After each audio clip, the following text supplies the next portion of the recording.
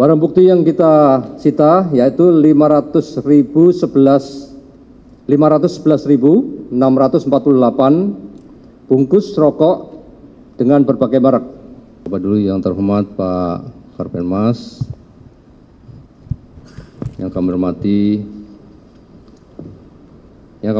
Direktur Industri Kemenperin Bapak Dodit Prasetyo, yang kami hormati PLT Direktur Tertib Niaga Bapak Ronald Silalahi, yang kami hormati Kepala Tim Tertib Niaga Bapak Rangga Isbara,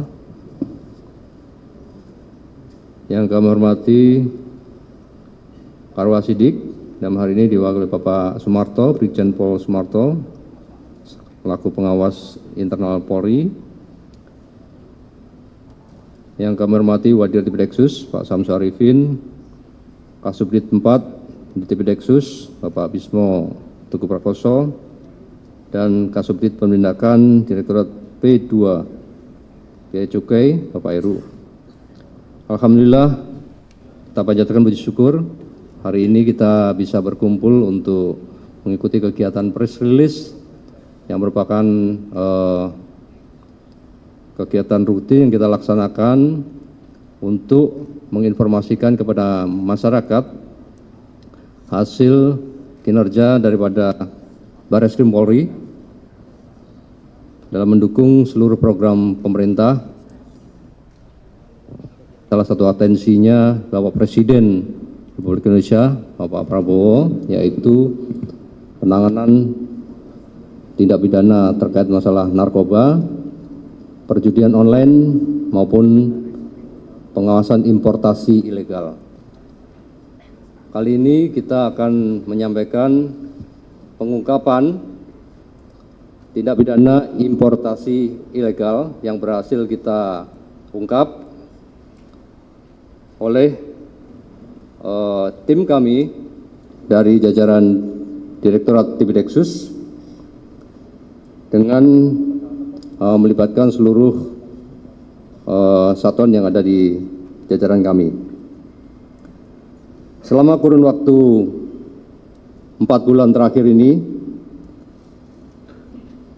Tipideksus melalui Satgas Pengawasan Importasi Legal berhasil melakukan pengungkapan di wilayah Provinsi DKI, Provinsi Banten, Jawa Barat, dengan nilai barang kurang lebih 51.230.400.000 rupiah, dengan nilai total kerugian negara karena tindak pidana ini mencapai 64.257.680.000 rupiah. Dengan rincian sebagai berikut. Yang pertama yaitu penyelundupan tali kawat baja sesuai dengan laporan polisi model A nomor 27 2024. TKP-nya di gudang PT NRS kawasan Delta Silikon 2, Jalan Karet 4, Cibatu, Kelurahan Cikarang Selatan, Kabupaten Bekasi, Provinsi Jawa Barat. Modus operandi yang dilakukan yaitu PT NRS melakukan importasi tali kawat baja dari Korea Selatan, Portugal, India, dan Singapura, serta pembelian dari beberapa perusahaan dalam negeri dengan mengganti nomor pos tarif atau kode HS pada dokumen pemberitahuan impor barang atau PIB.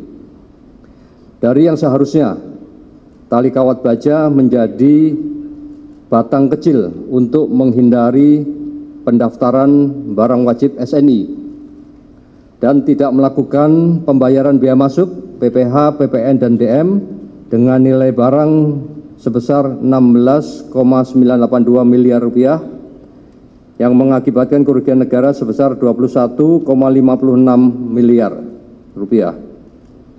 Barang bukti yang berhasil kita sita yaitu 45 gulung kawat baja berdiameter 25 mm sampai dengan 45 mm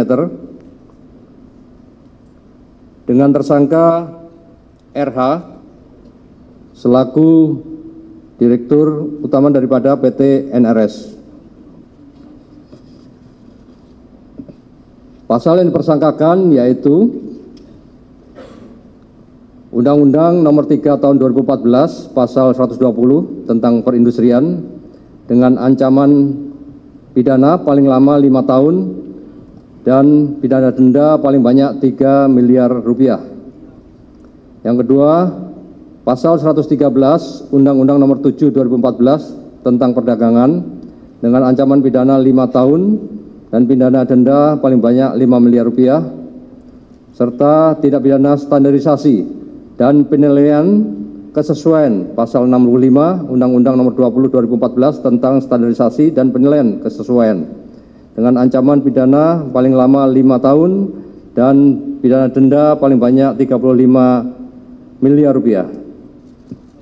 Tindak pidana yang kedua yaitu penyelundupan rokok dasar laporan polisi A24 tahun 2024 TKP yaitu di pergudangan penyimpanan rokok Jalan Raya Jakarta KM 5 Kampung Parung Wogalih RT 08 07 Kecamatan Walantakan Kelurahan Kelodran Kota Serang Banten.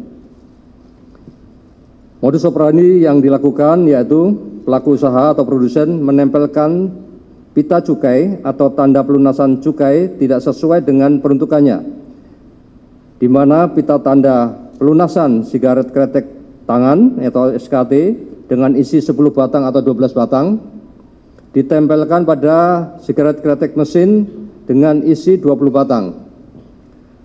Rokok-rokok yang ditemukan di lokasi pergudangan dijual ke masyarakat seolah-olah pita cukainya sudah dilunasi dan seolah-olah rokok yang diedarkan atau dilekatkan pita cukai adalah legal. Pada proses penjualannya, driver atau sales keliling sekitar jam 9 pagi sampai jam 18.00 di daerah Provinsi Banten maupun daerah sekitarnya pada toko-toko kecil menggunakan mobil box. Dan nilai barang saat ini yang kita sita senilai 13 miliar 160 juta rupiah yang mengakibatkan kerugian negara sebesar 26 miliar 280 juta rupiah. Barang bukti yang kita sita yaitu 511.648 bungkus rokok dengan berbagai merek. Untuk tersangka yaitu BEJ dari CV CTA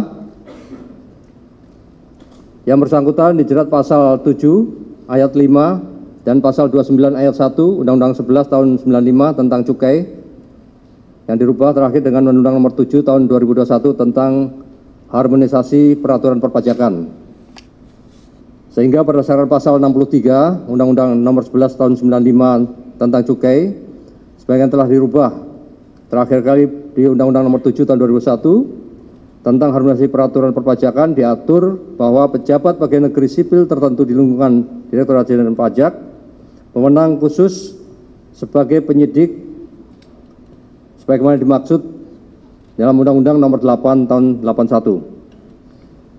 Berdasarkan pasal 56 dan 58 Undang-Undang 11 tahun 95 tentang cukai, produsen rokok dapat dikenakan pidana penjara 1 tahun sampai dengan 5 tahun dan atau denda 2 kali sampai 10 kali nilai cukai dan atau pencabutan perizinan usaha. Tindak pidana yang ketiga yaitu penyelundupan barang elektronik.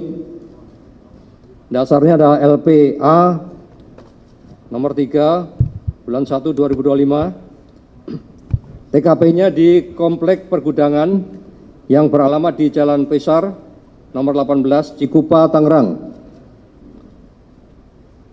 Modus operandinya adalah PT GIA yang menyewa tempat pada PT II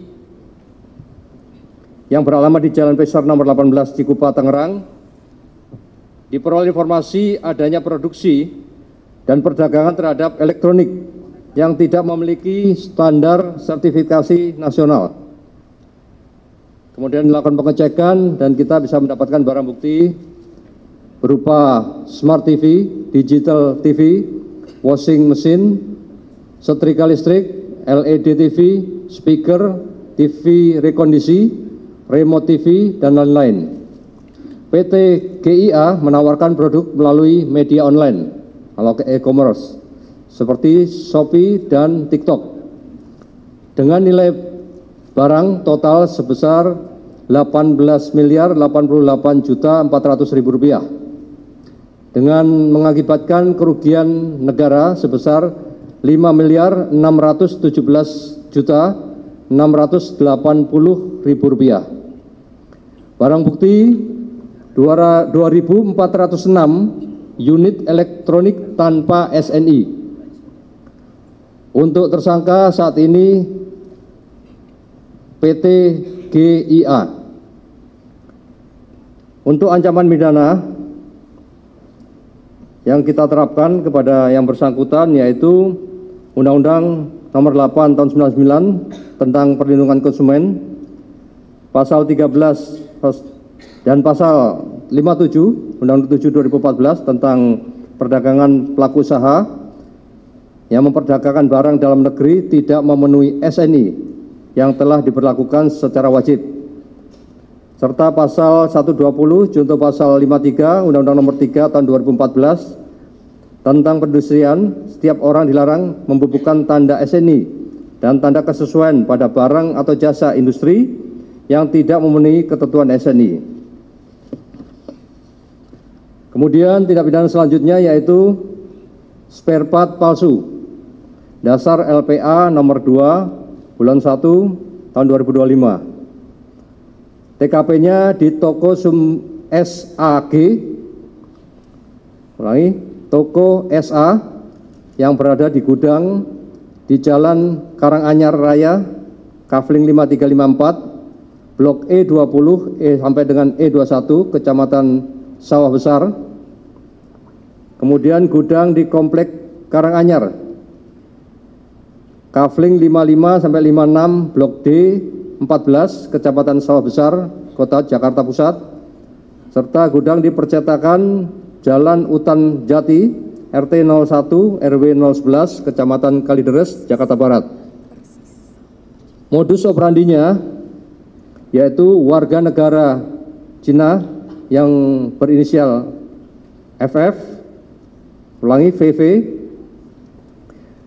usia sekitar 30 tahun, tinggi badan 165 cm, perawakan sedang, kulit sawo matang, kelamin laki-laki, warga negara Cina, datang ke Indonesia, mendatangi toko-toko spare part dan menawarkan barang-barang tersebut sesuai dengan list yang ada pada warga negara Cina tersebut. Kemudian pemesan melakukan kesepakatan, dibuatlah surat pesanan, kemudian dikomunikasikan kepada mereka untuk teknis pengiriman maupun pembayaran. Pembayaran dibayar cash langsung di tempat, kemudian toko SA hanya tahu dia barang sampai ke gudang. Mereka tidak tahu proses pengiriman dari Cina ke Indonesia, tapi barang tiba-tiba sudah sampai di gudang. Itu yang sudah kita petakan, dan itu hadir ke Jakarta atau datang ke Jakarta, inisial VV tadi, hampir setiap 3 bulan sekali. Kita sudah melakukan pelacakan dan kita akan koordinasi terus dengan Dirjen Imigrasi untuk profiling yang bersangkutan. Dari tindak pidana tersebut, nilai barang yang kita bisa sita yaitu 3 miliar rupiah yang mengakibatkan kerugian negara 10,8 miliar rupiah. Barang bukti berupa 1.396 dus kampas rem berbagai merek, ada Toyota, Honda, Daihatsu, Mitsubishi, Isuzu, dan Ford. 3 mesin potong, 4 mesin cetak, 1 mesin lem press, 4 mesin pon, 1 mesin pernis, 2 mesin sablon, 1 mesin pres sampah, dan 1 mesin jahit. Terlapor saat ini adalah inisial KJ atau pemilik toko SA, usia 48 tahun. Pasal yang dipersangkakan yaitu Undang-Undang 6 tahun 2023 tentang penetapan peraturan pemerintah pengganti Undang-Undang nomor 2 tahun 2022 tentang Cipta Kerja, Pasal 62 junto Pasal 8 Undang-Undang nomor 8 tahun 99 tentang perlindungan konsumen. Ancaman hukumannya yaitu pidana penjara 5 tahun atau denda 2 miliar rupiah. Kami, Direktorat Tipideksus, Satgas Pengawasan Importasi Ilegal, terus berkomitmen untuk melakukan penyelidikan, pemetaan, dan penyidikan terhadap tindak pidana importasi ilegal yang masuk ke Indonesia yang mengakibatkan kerugian negara akibat tindak pidana tersebut. Kami menghimbau kepada masyarakat untuk selalu berhati-hati dalam melakukan pembelian barang-barang yang tidak standar karena bisa berbahaya bagi penggunanya, dan dipastikan bahwa mereka melakukan itu secara masif bersama-sama dan perlu kewaspadaan kita semua. Makanya kita bersama dengan Satgas di kementerian yang terkait yang tadi kami sampaikan saat ini hadir bersama-sama dengan kita, terus bersama-sama berkolaborasi dengan Dirjen PKTN, Dirjen Bea Cukai dan jajarannya termasuk Pak Direktur P2 Perindustrian maupun APH yang lain. Kita akan laporkan perkembangannya kepada publik apa yang sudah kita lakukan dalam rangka mendukung program pemerintah tersebut. Saya kira itu waktu kami kembalikan kepada Bapak Karopenmas. Terima kasih.